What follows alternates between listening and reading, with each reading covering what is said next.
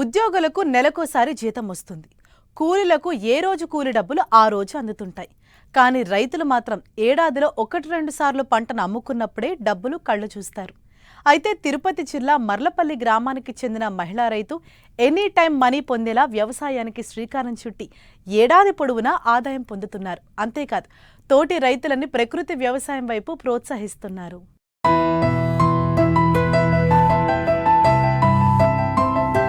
రసాయనిక ఎరువులు, పురుగు మందులను వాడకుండా సాగుతున్న ప్రకృతి వ్యవసాయం తెలుగు రాష్ట్రాల్లో సామాజిక ఉద్యమంలా మారుతోంది. ఇందులో భాగంగానే తిరుపతి జిల్లా నాయుడుపేట మండలం మర్లపల్లి గ్రామానికి చెందిన మహిళా రైతు రమణమ్మ వ్యవసాయంలో ఆదర్శ విధానాలు పాటిస్తున్నారు. ఏడాదంతా ఆదాయం వచ్చేలా బహుళ పంటలు పండిస్తున్నారు. పూర్తిగా సహజ సిద్ధమైన పద్ధతులు పాటిస్తున్నారు. తోటి రైతులను ప్రకృతి వ్యవసాయం వైపు ప్రోత్సహిస్తున్నారు.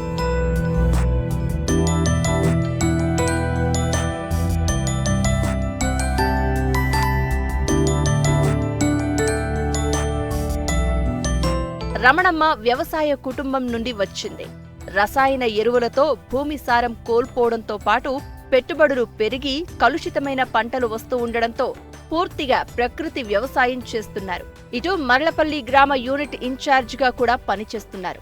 అయితే రైతులు నిరంతరం ఆదాయం పొందాలనే ఉద్దేశంతో తన పొలంలో 20 సెంట్లలో ఏటీఎం విధానంలో అనేక ఆకుకూరలు, కూరగాయల పంటలను సాగు చేస్తున్నారు. ప్రతి నెల 15,000 నికర ఆదాయం పొందుతున్నారు. ఈ విధానం లాభదాయకంగా ఉందని చుట్టుప్రక్కల రైతులకు అవగాహన కల్పిస్తున్నారు.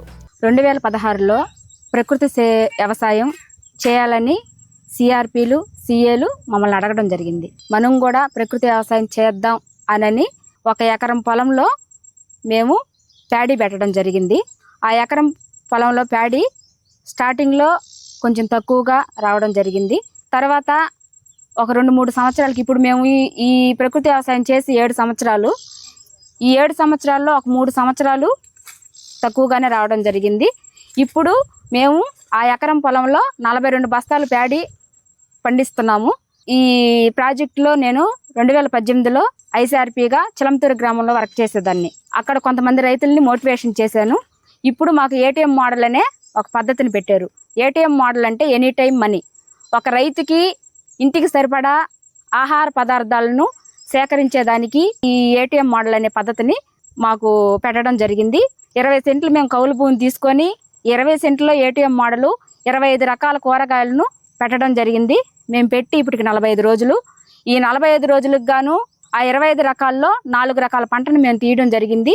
ఈ 4 రకాల పంటలకు సంబంధించి మాకు 4,200 రూపాయలు ఇప్పటికి లబ్ధి పొందున్నాము. దీనికి ఖర్చు పెట్టింది మేము 4,000 రూపాయలు మాత్రమే. ఇంకా 15-16 రకాల కూరగాయలు ఉన్నాయి, స్టార్టింగ్ అవుతున్నాయి. వీటిలో ఇంకా 15,000 రూపాయలు మేము లబ్ధి పొందుతామని మేము ఆశిస్తున్నాము.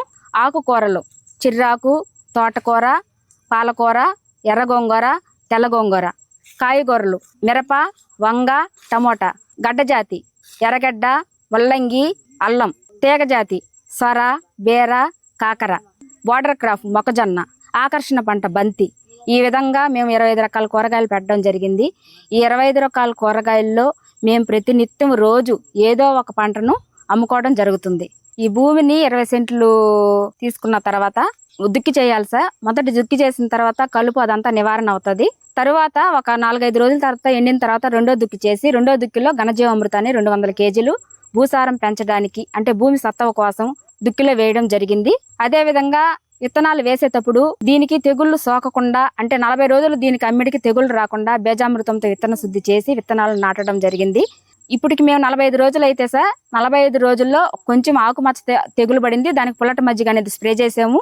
మధ్యలో 4 రోజులకు ఒకసారి తెగులు రాకముందే అగ్నాస్త్రం 4 రోజులకు ఒకసారి స్ప్రే చేస్తున్నాము. బ్రహ్మాస్త్రము ఆల్రెడీ మాకు ముందుగానే చేసి పెట్టుకొని ఉన్నాము. నీమాస్త్రం కూడా మేము ముందుగానే ఒక 6 నెలలు నిలవ ఉండే కషాయాలన్నీ మేము చేసి పెట్టుకొని ఉన్నాము. ఈ విధంగా కషాయాల ద్వారానే ఈ పంటలు పండించి రైతులకి, మహిళలకు, విద్యావంతులకు అంగన్వాడీ స్కూళ్ళల్లో పంపిణీ చేయడం జరుగుతుంది. ఇక్కడ ప్రకృతికి సంబంధించిన దొరికే ఆకులు, ఆవు మూత్రం, ఆవు పేడకు సంబంధించిన కషాయాలను మేము తయారు చేసుకొని భూసారం పెంచడానికి ఘనజీవామృతం అనేది వేస్తాం సార్. ఆ ఘనజీవామృతం ఏంటంటే 100 కేజీలు పచ్చి ఆవు పేడ తీసుకుంటాము, 2 కేజీలు శనగపిండి, 2 కేజీలు బెల్లము, 5 లీటర్ల ఆవు మూత్రాన్ని తీసుకొని, గుప్పిడి పుట్టమట్టి తీసుకొని దాన్ని బాగా కలిపి ఆడ నీడలో ఆరబెట్టుకోవాలి సార్. ఒక 3 రోజులు ఆరబెట్టుకున్న తర్వాత ఘనజీవామృతాన్ని భూసారం పెంచడానికి మేము వేసుకుంటాం సార్. అదేవిధంగా కషాయాలు అనేటివి ప్రకృతిలో సంబంధించిన ఆకులు, ఆవు మూత్రము, ఆవు పేడతోనే మేము తయారు చేసి ఉడకబెట్టి పెట్టుకొని 6 నెలలు నిల్వ ఉండే కషాయాలను మాత్రమే మేము చేసుకుంటాం సార్. దానిలో బ్రహ్మాస్త్రం అంటే 5 రకాల ఆకులు, సీతాఫలము, యాపాకు, సముద్రపాలాకులు, కానుగ, బొప్పాయి, ఈ 5 రకాల ఆకులు సన్నగా తరిగి ఆవు మూత్రం 25 లీటర్లలో ఒక 3 పొంగులు వచ్చేదాకా ఉడకబెట్టి అవి నిల్వ స్టోర్ చేసి పెట్టుకుంటాం సార్. ఇప్పటికి మా దగ్గర 6 రకాల కషాయాలు స్పేర్లో ఉన్నాయి సార్. అంటే తెగులు పడక ముందే స్ప్రే చేసుకోవడానికి.